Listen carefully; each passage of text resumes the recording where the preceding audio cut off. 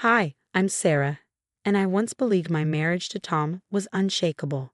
We met in college, dated for a few years, and married in our mid-20s. Our life felt perfect. We had two wonderful children, Lily, 8, and Ben, 6, and a beautiful home in a quiet neighborhood. I worked part-time as a graphic designer, balancing motherhood, while Tom thrived in his marketing career.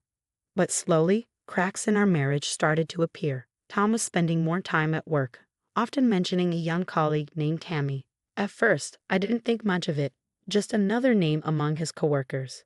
But as weeks passed, I noticed something. He was bringing her up more often, and his work hours were stretching longer.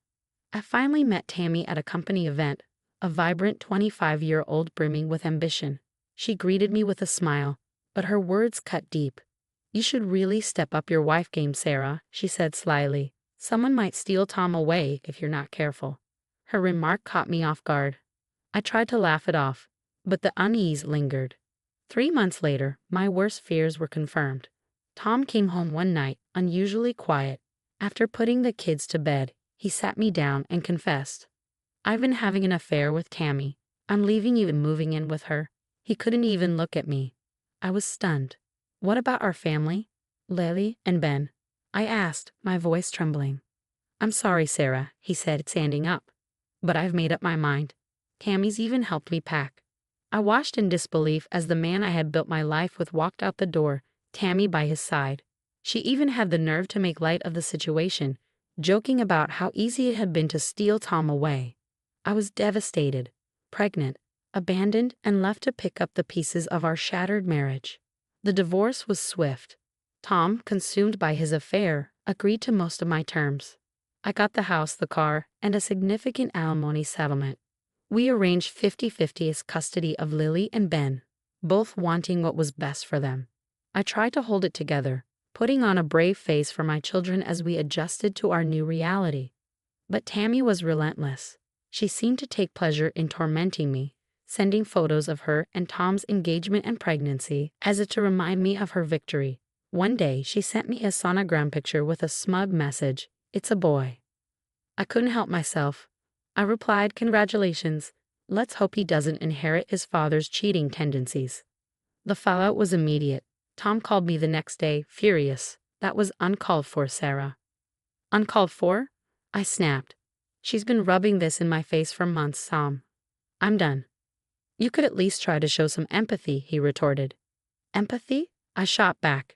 "She destroyed our family, Tom. I owe her nothing." I hung up, seething. Months passed, and Tammy's pregnancy became another source of tension. Then, one December evening, I got a call from her. She was hysterical.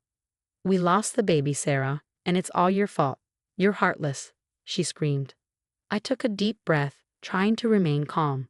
"I'm sorry for your loss, Tammy, but that's not my fault.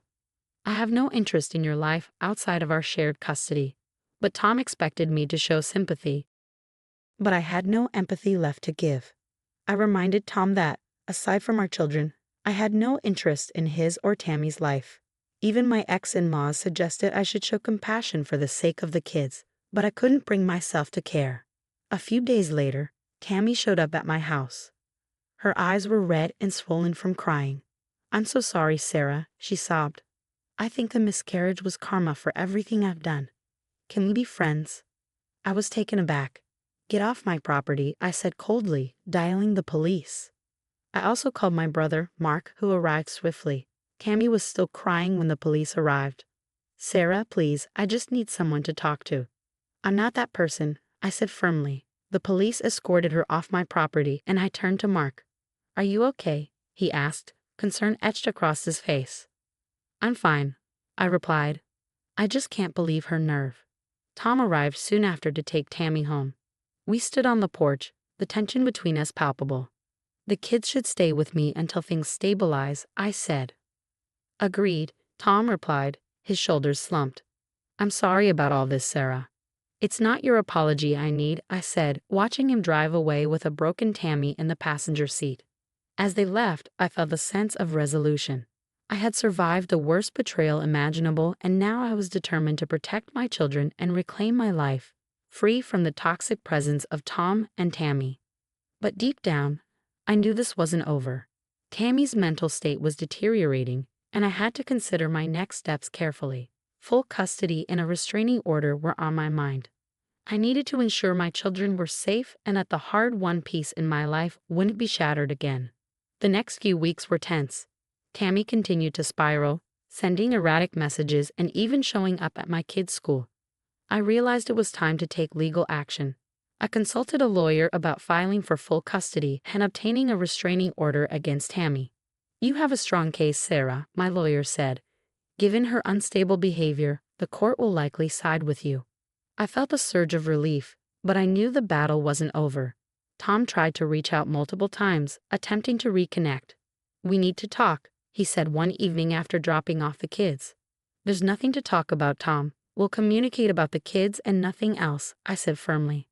"But we were good together once," he insisted. "That's in the past. My only concern now is our children," I replied, closing the door on any hope he had of reconciliation. The legal process was grueling. I gathered evidence of Tammy's harassment and Tom's neglect during her episodes. Court days were filled with tension, but I stayed focused on my goal, protecting Lily and Ben. Finally, the judge ruled in my favor. I was granted full custody, and a restraining order was issued against Tammy. As I left the courtroom, I felt a weight lift off my shoulders. I had fought for my children's safety and my own peace of mind, and won. Back at home, I hugged Lily and Ben tightly. "We're going to be okay," I whispered, feeling a sense of calm for the first time in months. The victory was bittersweet, but it was still a victory. I had been betrayed, but I refused to be broken. My new journey was just beginning. Winning full custody of Lily and Ben was a huge relief, but the struggle wasn't entirely over. Tammy's presence lingered in our lives like a bad dream that refused to end. Despite the restraining order, she continued to try and insert herself into our daily routines. One afternoon, I received a frantic call from Tom. "Sarah, I just found Tammy sitting in her car outside my office. She's refusing to leave," he said, his voice tight with anxiety. "I'll call the police," I replied, already dialing. "She's violating the restraining order. This needs to stop." The police arrived quickly and escorted Tammy away. She was warned that any further violations would lead to serious consequences.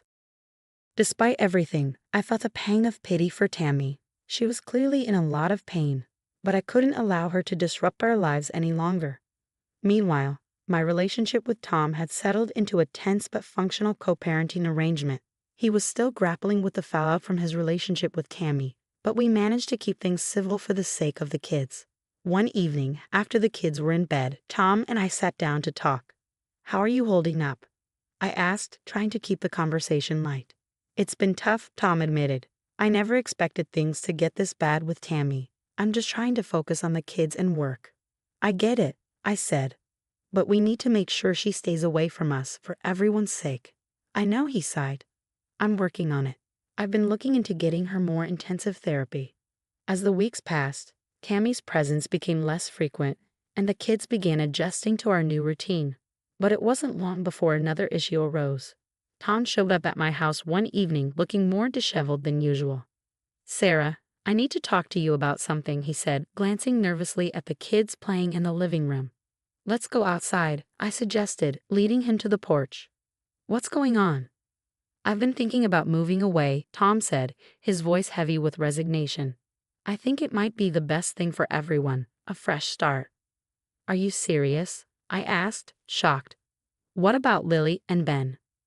"I would still visit regularly, but I think they need stability, and I'm not sure I can provide that right now," he admitted. I took a deep breath, processing his words. "If you think it's what's best, I won't stop you. But you need to be sure this is what you want." "I am," Tom said, his eyes filled with regret. "I've made a lot of mistakes, and I need to fix my life before I can be a good father to them." After Tom moved, things began to settle down. The kids and I established a new routine, and Tom kept his promise to visit regularly. It was hard for them to understand at first, but eventually they adjusted. I focused on providing them with a stable, loving home. One day, while I was making dinner, Lily came into the kitchen, looking thoughtful. "Mom, do you think Dad will be okay?" she asked. "I think he will, sweetheart," I replied, kneeling down to her level. "He's trying to get better, And sometimes people need a little time to figure things out. I miss him, Ben added, joining us. But I like being here with you too. I know, I said, hugging them both. We're going to be okay. We're a team, remember? As time went on, Tom began to stabilize. He found a job in another city and seemed to be doing better. His visits became more consistent, and he was slowly rebuilding his relationship with Lily and Ben.